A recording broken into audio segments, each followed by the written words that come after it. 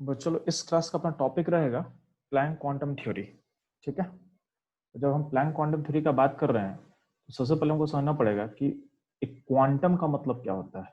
ठीक है, quantum word का मतलब क्या होता है। ठीक है, तो क्वांटम वर्ड बेसिकली आया है क्वांटाइजेशन से। बेसिकली आपके पास आया है क्वांटाइजेशन से। तो आपको समझना है कि क्वांटाइजेशन क्या होता है। जब भी बोलते हैं हम क्वांटाइजेशन का मतलब क्या होता है, इंक्रीमेंट, किसी भी चीज का अगर इंक्रीमेंट या डिक्रीमेंट यानी उसका इंक्रीज या डिक्रीज अगर किसी एक फिक्स वैल्यू से हो, यानी फिक्स वैल्यू से हो, तो उसको बोलते हैं कि वो क्वांटिटी क्वांटाइज है। वो क्वांटिटी क्वांटाइज्ड है। तो क्वांटाइजेशन का मतलब होता है एक फिक्स वैल्यू से इंक्रीज होना या डिक्रीज होना। तो कोई भी अगर क्वांटिटी अगर एक फिक्स वैल्यू से इंक्रीज या डिक्रीज होगा तो हम बोलेंगे कि वैल्यू क्या हो गया है, वो वैल्यू क्वांटाइज हो गया है। ठीक है, ध्यान देना।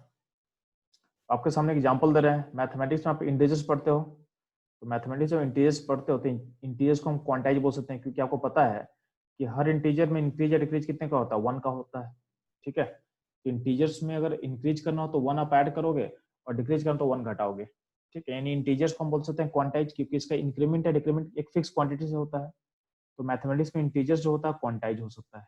ठीक है, आपका रियल नंबर क्वांटाइज नहीं होगा, रियल नंबर क्वांटाइज नहीं होगा क्योंकि रियल नंबर कुछ भी हो सकता है ना।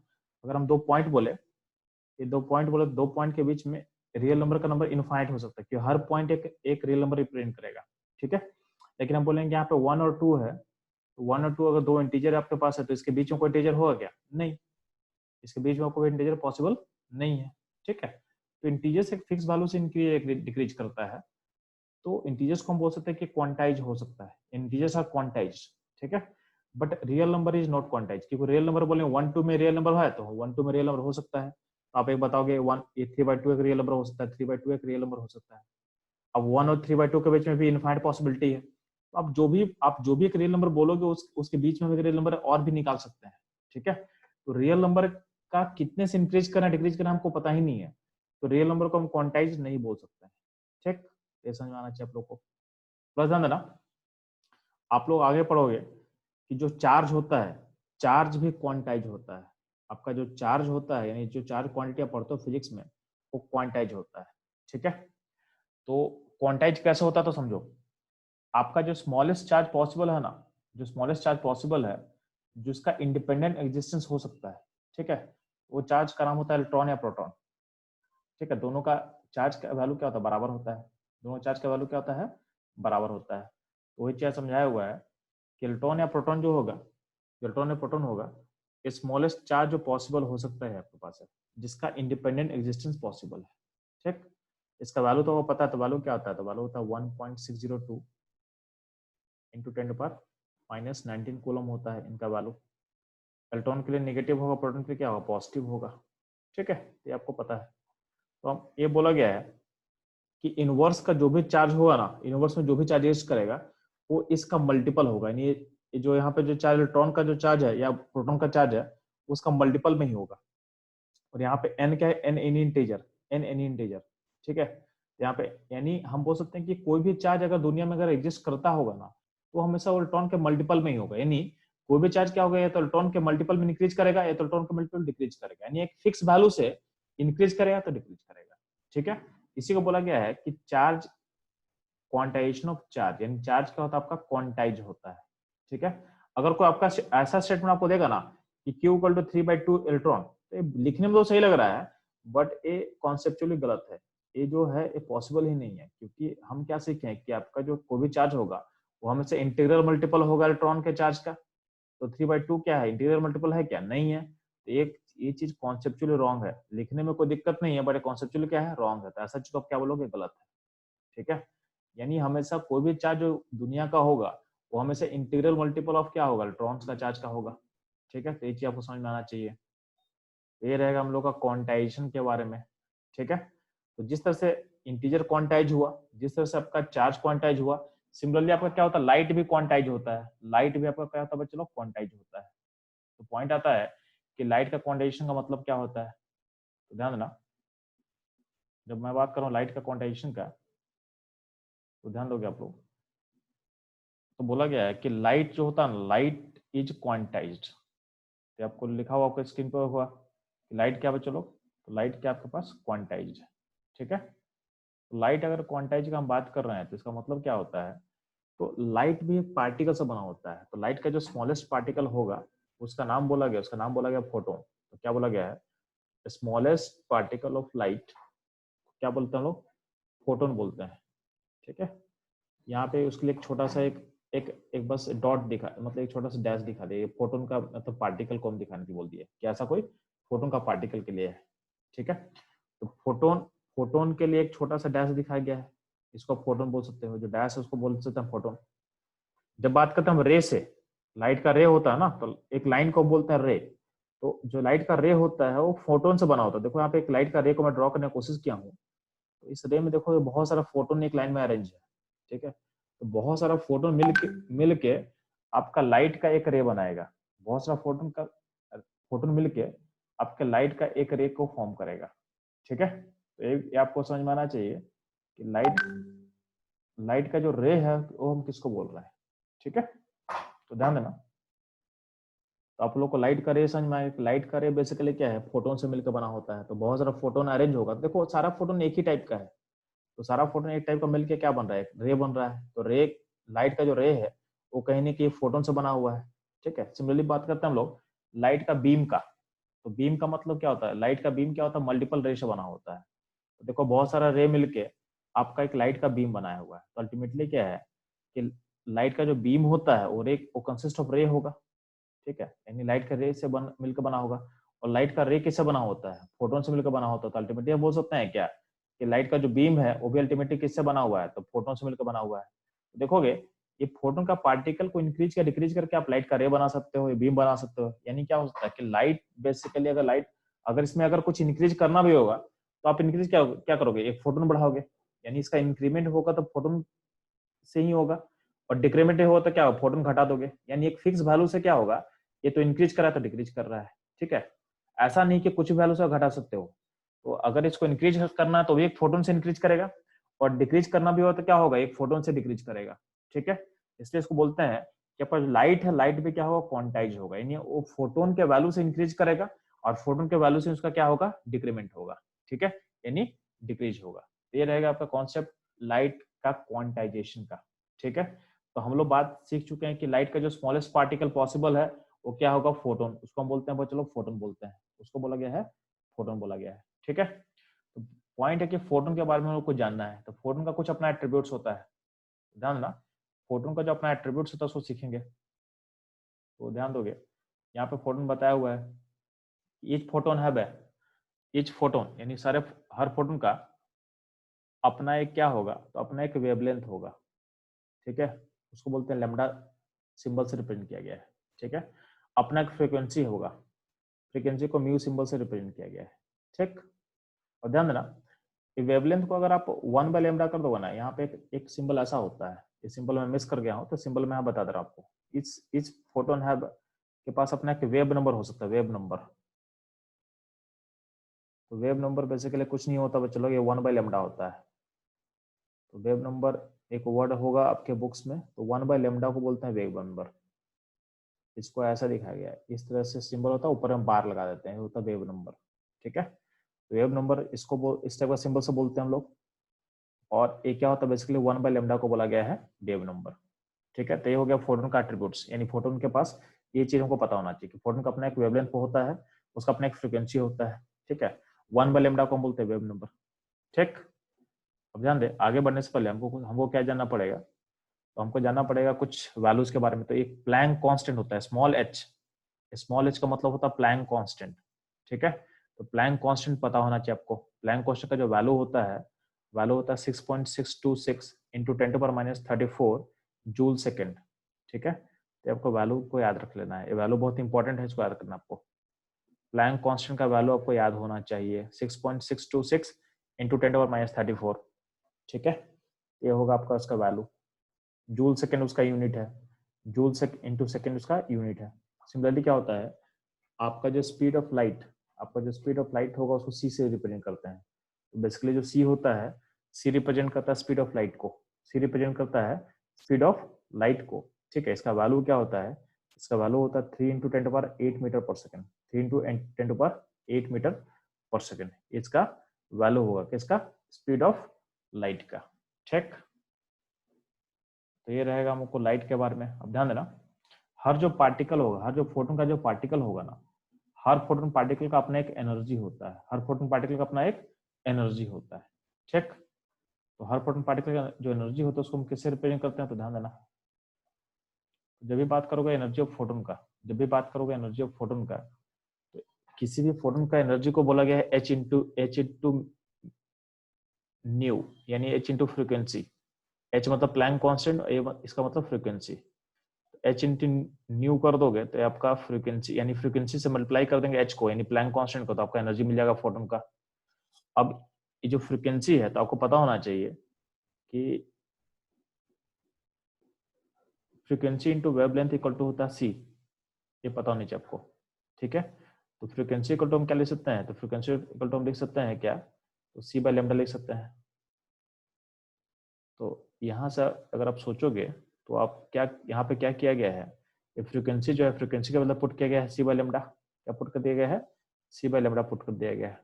ठीक, फ्रीक्वेंसी को सी बाय लेमडा पुट कर दोगे आप, तो यहाँ पे पुट कर दे, तो पुट करने से क्या हो जाएगा, चलो पुट करने से आपका वैल्यू मिल जाएगा, इसको यहाँ पुट कर देते क्या हो जाएगा, अब तो एनर्जी ऑफ फोटोन के लिए एक और एक्सप्रेशन मिल गया आपको, एस सी बाय लेमडा, क्या मिल गया, एस सी बाय लेमडा। ठीक है, तो एनर्जी ऑफ फोटोन का एक और एक्सप्रेशन आपको मिल गया। अब ध्यान देना, एक किसका एनर्जी है, तो एक सिंगल फोटोन का एनर्जी है, एक सिंगल फोटोन का एनर्जी है, तो सिंगल फोटोन का एनर्जी को हम ऐसा लिख सकते हैं। ठीक है, जब बात करेंगे हम एनर्जी ऑफ रे का, एनर्जी ऑफ रे का या बीम का हम बात करेंगे, यानी लाइट का एनर्जी का बात करेंगे, तो लाइट या तो रे होगा या तो बीम होगा।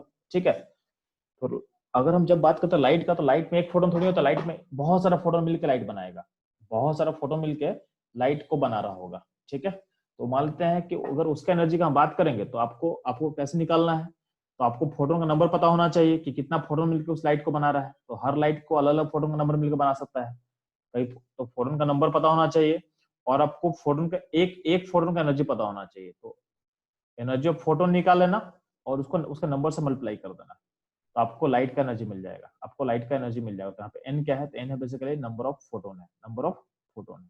ठीक है, तो जब भी बात करते हैं एनर्जी का, तो एनर्जी कैसे निकालते हैं किसी लाइट का, तो number of photon into energy of one photon, energy of one photon, ऐसा करके आप क्या निकाल सकते हो, एनर्जी ऑफ लाइट का आप एनर्जी को ऐसा निकाल सकते हो। ठीक है, यहाँ पे स्मॉल टी को मतलब टाइम होता है, जब भी हम स्मॉल टी लिखेंगे तो इसका मतलब टाइम के बारे में बात कर रहे हैं। ठीक है, हम क्या किए हैं, इस एक्सप्रेशन को, इस एक्सप्रेशन जो यहाँ पे आपको लेफ्ट में दिख रहा है, यहाँ पे जिस पर हम बात करें एनर्जी का, उसको हम टाइम से डिवाइड कर दिए, दोनों साइड, आपका लेफ्ट साइड में टाइम से डिवाइड कर दिए हैं और आपके राइट साइड में टाइम से डिवाइड कर दिए हैं। ठीक, तो एनर्जी बाय टाइम क्या होता है, तो एनर्जी बाय टाइम होता है पावर, एनर्जी बाय टाइम क्या होता है, पावर, तो एनर्जी बाय टाइम को पावर लिख दियो, ये पावर हो गया आपका। ठीक, तो क्या आपका पावर, तो पावर इक्वल टू क्या होगा, तो यहाँ पे नंबर बाय टाइम है, नंबर बाय टाइम है, तो नंबर बाय टाइम को एन एक छोटा सा सिंबल दिए एन टी, नंबर, यहाँ पे नंबर था फोटोन का, बाय टाइम हो गया तो उसको हम लिख दे रहे हैं एन टी, और यहाँ पे क्या एनर्जी ऑफ फोटोन है, यहाँ पे क्या हो, एनर्जी ऑफ फोटोन निकल गया, तो एन टी का मतलब क्या होगा, नंबर ऑफ फोटोन पर सेकेंड, क्योंकि नीचे टाइम डिवाइडेड था ना, तो एन बाई टी को हम एन टी लिख रहे हैं, एन बाई टी को हम एन टी लिख रहे हैं, इसका मतलब क्या है, एन टी का मतलब है नंबर ऑफ फोटोन पर सेकेंड, इसका मतलब क्या है, आपको अगर पावर निकालने बोलेगा तो पावर इक्वल टू क्या होगा, एनर्जी, नंबर ऑफ फोटोन पर second into energy of photon into energy of photon, इससे आप पावर निकाल सकते हो, इससे आप पावर निकाल सकते हो। कभी कभी आपको बोल सकता है, कभी कभी आपको बोलेगा कि हमको निकाल के बताओ एनटी, बताओ एनटी कैसे निकालोगे, तो एनटी निकालने का सिंपल तरीका है, एनटी मतलब नंबर ऑफ फोटोन पर सेकंड निकालने बोलेगा, कभी कभी आपको नंबर ऑफ फोटोन पर सेकंड निकालने बोलेगा, तो क्या करोगे आप, पावर को डिवाइड कर देना, पावर जो है पावर पी दिया होगा आपको, तो पावर को डिवाइड कर देना एनर्जी ऑफ फोटोन से, किसी डिवाइड कर दोगे आप बच्चे लोग, एनर्जी ऑफ फोटोन से डिवाइड कर देगा, तो आपका आंसर आ जाएगा। ठीक, तो आपका नंबर ऑफ फोटोन पर सेकंड निकल के आ जाएगा, तो ये आप ऐसे निकाल सकते हो, ये आप ऐसे निकाल सकते हो। ठीक है, तो ये ऐसा आप इसी को कैलकुलेट कर सकते हैं, तो ये रहा अपना सारा फॉर्मूला जिसको हमको यूज करना है। ठीक, तो अब चलते हैं थोड़ा सा अपने कैलकुलेशन को मिनिमाइज कैसे करना, मतलब कैलकुलेशन पार्ट को मिनिमाइज कैसे करेंगे वो भी सीखना हमको थोड़ा सा। ठीक है, तो चलते हैं वहां पे कि अपने कैलकुलेशन को हम लोग मिनिमाइज कैसे करेंगे। तो ध्यान देना, जब बात करते हैं हम कैलकुलेशन को मिनिमाइज करने का, तो आपको कुछ कुछ वैल्यू को आप याद करो तो आपका कैलकुलेशन बहुत आसान हो जाएगा। जैसे बात करते हैं energy of photon. Energy of photon का फॉर्मूला क्या हो गया आपके पास? इसका फॉर्मूला हो गया Hc/λ। अब जो H और C का वैल्यू को मल्टीप्लाई कर दोगे ना तो इसका वैल्यू आप एक साथ लिख सकते हो, तो याद करना आपके लिए बहुत आसान होगा। H और C का वैल्यू को आप अलग अलग लेके 12 जो मल्टीप्लाई करने के लिए आप रखोगे, उससे बेटर क्या है कि Hc का वैल्यू को भी याद कर लो। क्या हो जाएगा? 2 × 10⁻25, ये वैल्यू याद कर लो SI में। ये होता है इसका SI का वैल्यू।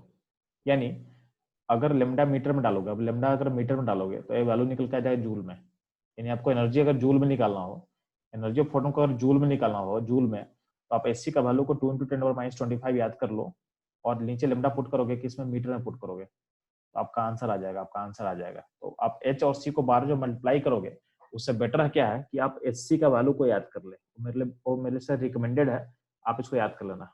ठीक। अगला पॉइंट है, कभी कभी एक एनर्जी का यूनिट होता है। तो एनर्जी का यूनिट क्या क्या होता है बच्चे लोग? तो एनर्जी का यूनिट होता है जूल, किलो जूल, कैलोरी, ऐसा कुछ होता है। तो एनर्जी का एक और यूनिट होता है, उसको हम बोलते हैं इलेक्ट्रॉन वोल्ट। क्या बोलते हैं? Electron volt. ठीक है, इलेक्ट्रॉन वोल्ट, ईवी। एनर्जी का एक यूनिट है, क्या है? Electron volt.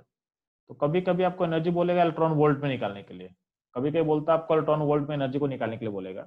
तो वो कुछ नहीं करना है, आप जो Sc का वैल्यू है ना, Sc का वैल्यू को 124W याद कर ले उसके लिए। ठीक है, 124W याद कर ले Sc का वैल्यू। और लेमडा पुट करना किस में? लेमडा पुट का आर्मस्ट्रांग में। लेमडा पुट करोगे आर्मस्ट्रांग में, तो जो आपका एनर्जी निकल के आ जाएगा, तो आपका एनर्जी निकल के आ जाएगा इलेक्ट्रॉन वोल्ट में। इससे मैं बोल रहा हूँ, आप Sc का वैल्यू को डालना 12400, लेमडा डालोगे किस में? लेमडा डालोगे आर्मस्ट्रांग में। एंगस्ट्रॉम क्या होता है? तो एंगस्ट्रॉम बताया हुआ, एंगस्ट्रॉम होता है 10⁻10 मीटर को बोलते हैं 1 एंगस्ट्रॉम। ठीक है, 10⁻10 मीटर को बोलते हैं 1 एंगस्ट्रॉम। ठीक है, तो ये बात, तो आपको Sc का पुट करना है 12400 और लेमडा पुट करना है एंगस्ट्रॉम में, तो आपका आंसर आ जाएगा किसमें? इलेक्ट्रॉन वोल्ट में आ जाएगा। या फिर अगर आपको लेमडा दिया अगर नैनोमीटर में, अगर आपको लेमडा दिया रहेगा नैनोमीटर में, तो नैनोमीटर का मतलब क्या होता है? तो नैनोमीटर का मतलब होता है 10⁻9 मीटर। ठीक। और आपको लेमडा दिया रहेगा नैनोमीटर में, तो उस केस में आप Sc का वैल्यू पुट करोगे 1240 पुट करोगे, 1240 पुट करोगे, तो ऊपर होगा 1240, नीचे होगा लेमडा इन नैनोमीटर, तो आपका एनर्जी किस में आ जाएगा? तो आपका एनर्जी आ जाएगा इलेक्ट्रॉन वोल्ट में। आपका एनर्जी क्या आ जाएगा? चलो इलेक्ट्रॉन वोल्ट में आ जाएगा। तो बेसिकली एनर्जी हर अलग अलग केसेस में, अगर लेमडा का वैल्यू आपके पास मीटर में होगा, एंगस्ट्रॉम में होगा, नैनोमीटर में होगा, तो उस केस में हम कैसे एनर्जी को निकाल सकते हैं? ठीक है, जूल में या फिर इलेक्ट्रॉन वोल्ट में एनर्जी को कैसे निकाल सकते हैं, इसके लिए आपके लिए छोटा सा शॉर्टकट दिया हुआ है। ये शॉर्टकट आपको याद, ये जो इतना शॉर्टकट है आपको इसको याद कर लेना है। ठीक। अब ध्यान देना, यहाँ पे एक और चीज समझाया हुआ है। 1 EM मतलब माइक्रोमीटर होता है, तो 1 माइक्रोमीटर का मतलब होता है 10⁻6 मीटर। यानी माइक्रो का मतलब होता है 10⁻6, तो माइक्रोमीटर मतलब 10⁻6 मीटर। 1 माइक्रोमीटर का मतलब 10⁻6 मीटर। ठीक है, ये रहा सारा अपना, ये रहा आपका सारा अपना इंफॉर्मेशन। ठीक है, तो इसको आपको याद कर लेना है, इसको आपको याद कर लेना है। ठीक है, अब ध्यान देना, तो अपना ये जितना भी इस टॉपिक का जो कॉन्सेप्ट है खत्म हुआ। चलते हम लोग थोड़ा न्यूमेरिकल्स पे, तो ध्यान देना, अगर बात करते हैं हम लोग, तो ध्यान दोगे आपके पास आपके सामने पहला क्वेश्चन दिया हुआ। पहला क्वेश्चन क्या दिया हुआ है? तो देखोगे क्वेश्चन में लिखा क्या हुआ है, आपको पावर दिया हुआ है। आपको पावर मतलब दिया, पावर कितना? 60 वाट है, तो 60 वाट पावर दिया हुआ है।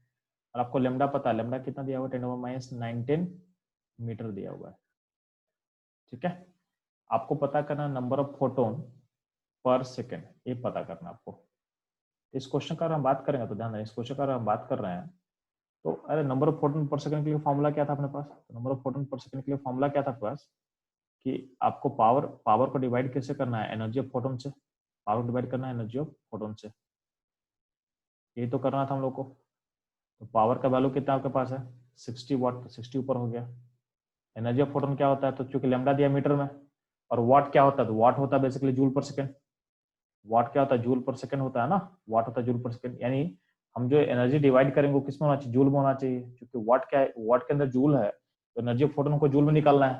तो एनर्जी ऑफ फोटोन जो जूल में निकालोगे तो क्या होगा? ध्यान देना, तो एनर्जी ऑफ फोटोन के लिए जूल के लिए वैल्यू क्या होगा? ये हो जाएगा 2 × 10⁻25 और लेमडा इन मीटर पुट करना है। लेमडा इन मीटर क्या हो जाएगा चलो, ये हो जाएगा 10⁻19, तो वैल्यू क्या हो जाएगा 2 इंटू 10⁻6 हो जाएगा। ये हो जाएगा एनर्जी ऑफ फोटोन जूल में। अब इस वैल्यू को आप पुट कर दे, यहाँ पे पुट कर दे वैल्यू को, तो पुट कर दे वैल्यू तो क्या हो जाएगा, सॉरी हाँ, तो 60 डिवाइडेड बाई क्या होगा 2 इंटू 10⁻6, -6 ऊपर चला जाएगा तो क्या हो जाएगा +6 हो जाएगा। यहाँ पे 30 इंटू क्या है 10⁻6 हो जाएगा। ठीक है, तो अल्टीमेटली क्या हो जाएगा ये 3 इंटू 10 कितना हो जाएगा 7 फोटोन पर सेकेंड। ये आपका आंसर हो जाएगा, कितना फोटोन पर सेकेंड। ठीक है, ये आपका फर्स्ट क्वेश्चन का आपका आंसर इस तरह से आप निकाल सकते हो।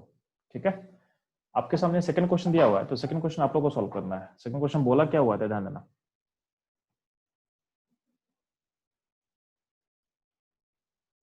तो सेकंड क्वेश्चन बोला क्या हुआ है, तो आपको लेमडा दिया हुआ है। ठीक, तो आपको लेमडा पता है और आपको हर फोटोन का एनर्जी पता करना है। आपको हर फोटोन का क्या पता करना है, एनर्जी पता करना है। ठीक, तो हर केस में आपको लेमडा दिया हुआ है, आपको एनर्जी पता करना है इलेक्ट्रॉन वोल्ट में। ठीक है, तो इलेक्ट्रॉन वोल्ट में एनर्जी पता करना है, तो कैसे पता करते हैं यार, तो आपको हम फॉर्मूला बता दे रहे हैं।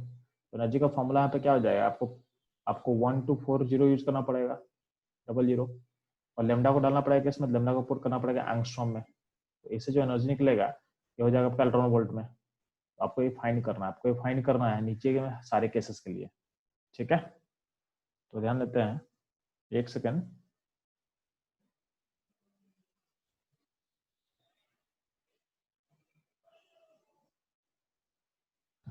तो यहाँ पे जितना भी केसेस है, 5 केसेस है, पांचों केसेस के लिए आपको एनर्जी पता करना है। तो ये सारे पांचों केसेस के लिए आपको एनर्जी पता करना है किस इलेक्ट्रॉन वोल्ट में, तो फटाफट निकाल ले।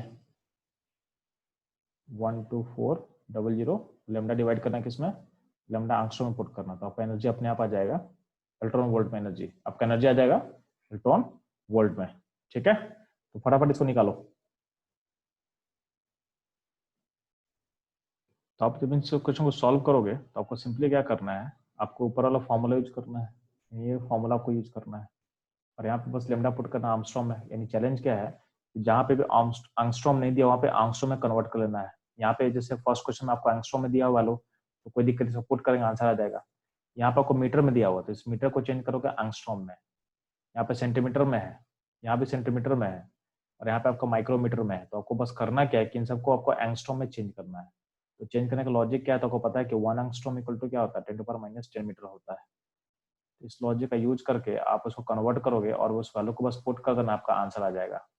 ठीक, तो ये आपको कर लेना है। ठीक है, अब ध्यान देना, इसको आप नेक्स्ट पेज में देख सकते हो, तो आपको दोनों क्वेश्चन सॉल्व किया हुआ है। ठीक है, तो आपको देखो जितना भी आपका लेमडा था, लेमडा जितना भी था उसको हम कहाँ चेंज किए हैं, तो उसको देखो हर जगह लेमडा, लेमडा को हम चेंज कर दिए हैं किसमें, आर्मस्ट्रॉम में चेंज कर दिए हैं। इतना मीटर में इतना एंगस्ट्रॉम होगा, या इतना सेंटीमीटर में इतना एंगस्ट्रॉम होगा, तो हर जगह एंगस्ट्रॉम में चेंज किया गया है।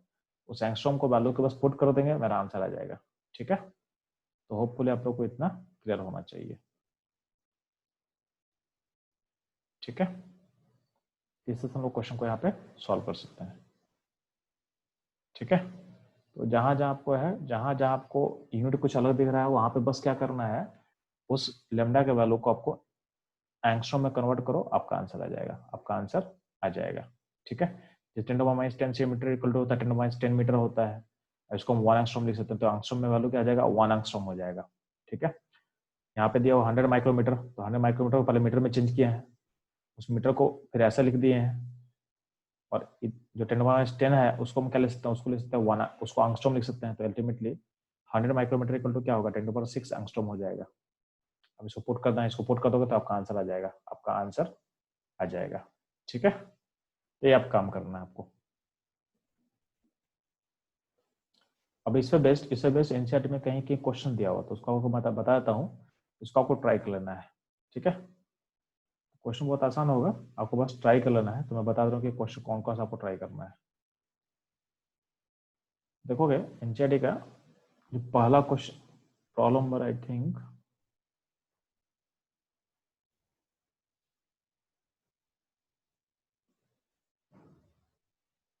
जैसे यहाँ देखो 2.1, तो 2.1 तो बन जाएगा ना। आपको न्यूट्रॉन प्रोटॉन इलेक्ट्रॉन काउंट करना है, तो बहुत आसान क्वेश्चन है। ठीक है, ये क्वेश्चन बना लोगे 2.1 को। सिमिलरली हम बात करते हैं 2.2 पे। तो 2.2 पे क्या बोलो बच्चे लोग?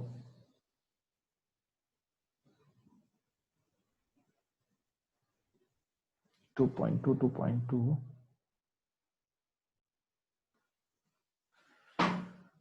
यहीं पे दिया हुआ है।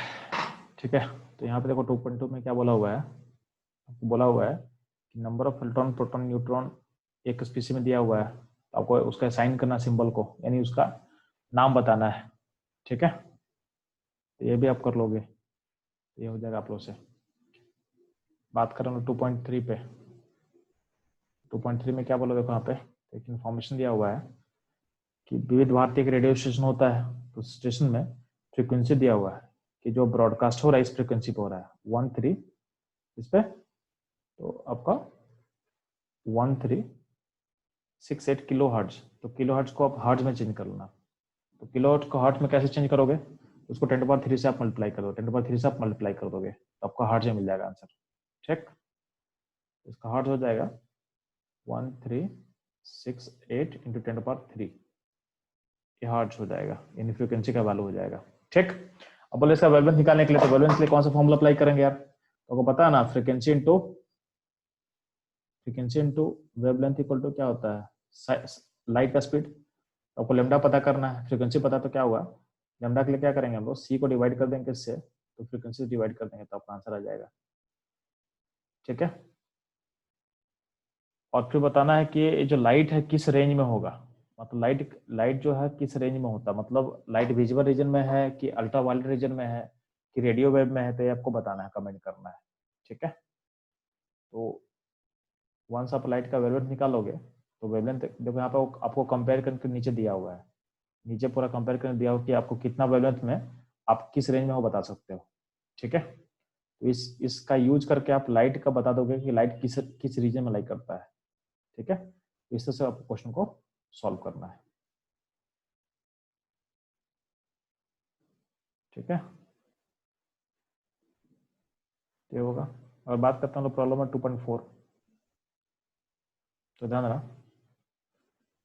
तो प्रॉब्लम 2.4 का अगर हम बात करेंगे बच्चों लोग, तो वहां पे क्या बोलेंगे, तो यहाँ पे बोला गया है कि आपका वेवलेंथ जो है, आपका वॉलेट लाइट का होता है 400 का, ठीक, और रेड लाइट का होता है 750 का। तो बोला है express this wavelength in the frequency, यानी आपको वेवलेंथ दे दिया, आपको फ्रीक्वेंसी पता करना। तो फिर कैसे पता करेंगे, तो सेम तरीके से हम लोग पता करते हैं। ठीक है, हम सेम तरीके से पता करेंगे, क्या करेंगे, तो आपको आइडिया है, आइडिया क्या है कि frequency into lambda equal to c होता है।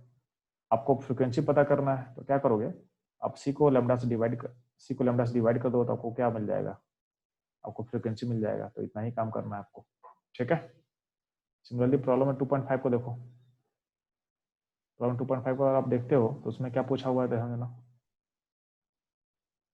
तो उसमें बोला हुआ है कि आपको वेव नंबर फाइंड करना है। ठीक है, जिसका वेवलेंथ आपको दिया हुआ है, तो आप क्या करना है, इस वेवलेंथ को पहले मीटर में चेंज कर लो। ठीक है, और उसके बाद क्या करना, 1/λ कर देना, 1/λ कर देना, तो आपको वेव नंबर मिल जाएगा। तो वेव नंबर कैसा होता है, वेव नंबर होता है 1/λ, तो 1/λ करके आप वेव नंबर निकाल सकते हो। ठीक है, तो अगर आप मान लो कि आप अगर आप यूनिट को नहीं चेंज करते ना, तो भी आपका आंसर आता।